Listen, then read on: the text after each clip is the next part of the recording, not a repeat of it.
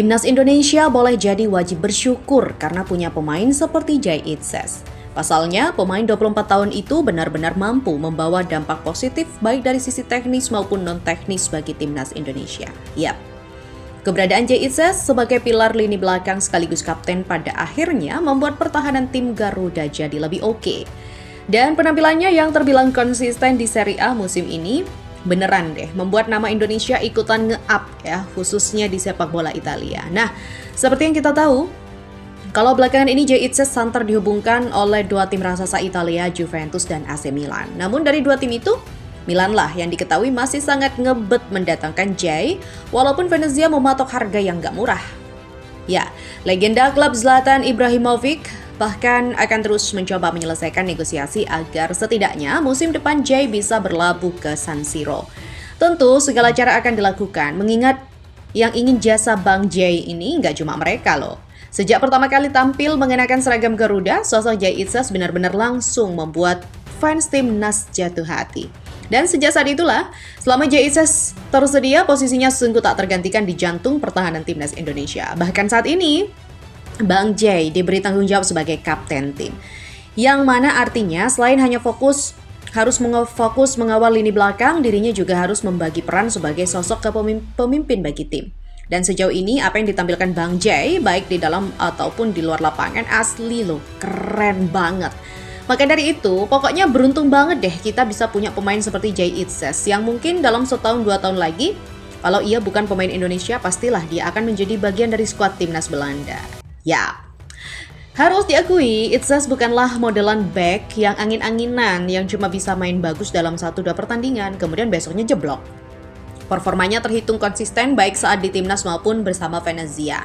Nah, khusus di level klub, jelas ya, semua orang tahu betapa bapuknya tim yang satu ini. Namun di luar itu semua, secara individu penampilan Bang Jay boleh jadi adalah salah satu yang terbaik.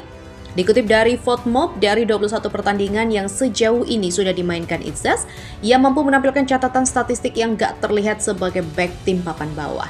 Dari sisi bertahan, terhitung Bang Jay mampu melakukan 19 tackle sukses.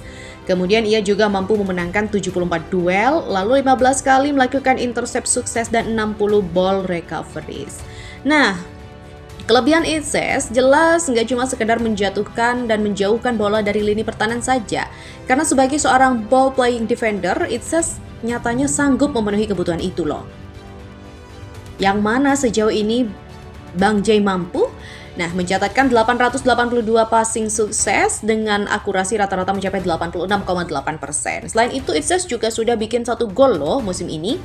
Dan dari semua itu, yang bikin tim seperti AC Milan makin ngebet nih mendatangkan Itzes adalah soal gaya bermain dari seorang Jay itu sendiri. Ya, Bang Jay bukanlah tipe back geratak-geruduk ya, main tubruk alias back-back yang riskan terkena kartu. Terbukti sejauh ini ia baru mengoleksi 3 kartu kuning tanpa sekalipun kena kartu merah. Bahkan di sepanjang karirnya sebagai pesepak bola, Itzes baru sekali kena kartu merah. Itu pun udah lama banget, saat itu ia masih membela FC Eindhoven. Ya, Itzes adalah tipe back yang lebih mengutamakan timing, serta memilih bermain klinis sesuai dengan model rambutnya yang begitu klinis. Yang bikin spesial lagi, Jay itu seolah terlahir sebagai pemimpin. Dan itu kelihatan banget nih dari cara dia mengatur rekan-rekannya, baik saat di timnas ataupun Venezia. Ya, sekali lagi, usianya memang baru 24 tahun, tapi jiwa kepemimpinannya itu loh, sudah membara dalam dirinya. Melihat sikon dan statistik yang ada, sekali lagi wajar jika tim kaliber AC Milan diketahui akan melakukan apapun untuk bisa mendapatkan Itzes musim depan. Harga 20 juta euro memang dirasa cukup mahal ya bagi seorang pemain debutan Serie A yang bahkan nilai pasarnya cuma 3 juta euro saja.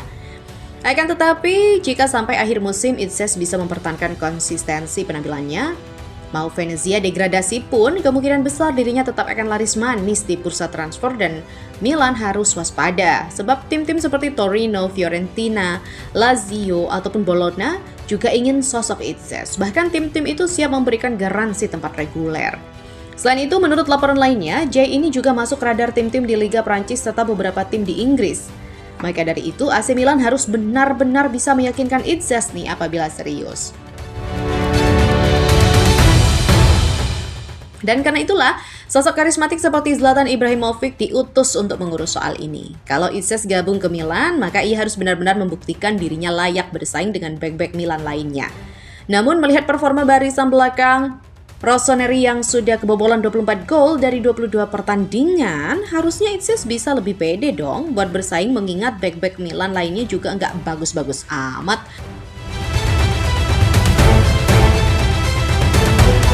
Apalagi kalau ia beneran ditebus dengan harga mahal.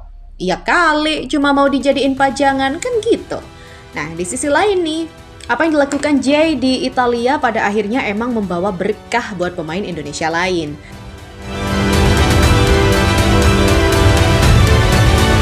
Karena sekarang, media-media di Italia mulai meyakini kalau 4 nama yang pernah masuk catatan Roberto Mancini sebagai pemain muda yang sangat bisa mengembangkan karir di Italia adalah mungkin benar adanya.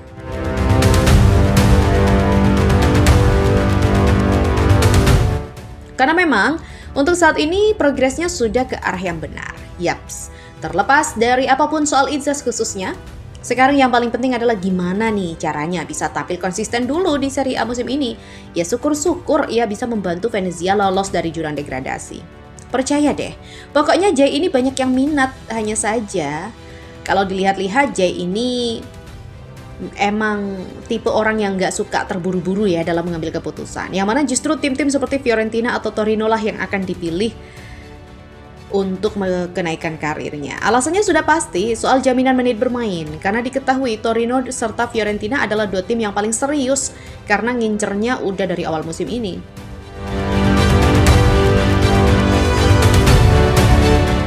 Ya mungkin bagi Bang Jay nggak apa-apalah naik levelnya step by step, daripada terburu-buru langsung ke tim besar tapi ujung-ujungnya malah nggak bagus. Serta cuma jadi cadangan atau brand ambassador dadakan, kan repot ya Wak.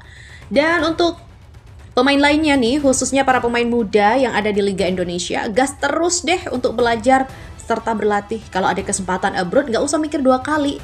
Karena bagaimanapun standar masuk tim Nas Indonesia kini sangatlah tinggi di bawah jajaran pelatih yang baru. Dan misal, kalau abroad, jelas hikmahnya nggak cuma sekedar sepak bola, tapi bisa belajar soal banyak hal, mulai dari kultur, budaya, bahasa, dan lain-lain. Mudah-mudahan ya, kedepannya makin banyak nih pemain Indonesia yang bersinar di luar negeri, khususnya mereka yang berasal dari didikan dalam negeri. Buktikan deh kalau kalian juga bisa kok.